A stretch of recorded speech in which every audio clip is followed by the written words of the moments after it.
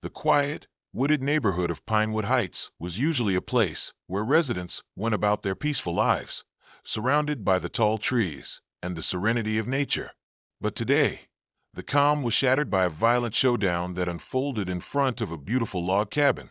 The sun filtered through the trees, casting long shadows on the ground as the tension in the air grew thick. A group of men, all wearing identical HOA t-shirts, stood in front of the cabin, their weapons raised and pointed at a man in a SWAT uniform. The man, who had been restrained and was now kneeling on the ground, was struggling, gasping for breath as the situation escalated.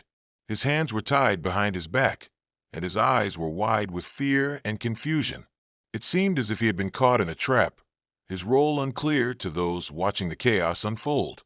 The leader of the HOA group, his face flushed with rage, pointed directly at the restrained man.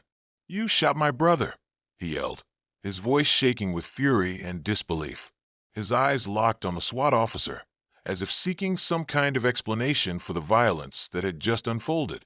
The air was thick with tension, the forest around them eerily quiet as all the neighbors watched from their porches, too afraid to intervene.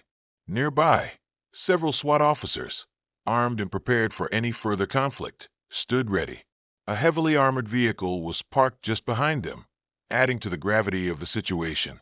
The sound of police radios crackled through the air as they coordinated their next moves. The law enforcement officers were outnumbered, but they stood their ground, determined to defuse the situation. In the midst of the chaos, the leader of the HOA group turned to one of the onlookers. "Is that SWAT?"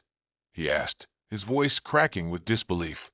The realization that the officers were indeed part of a tactical unit only deepened the sense of confusion.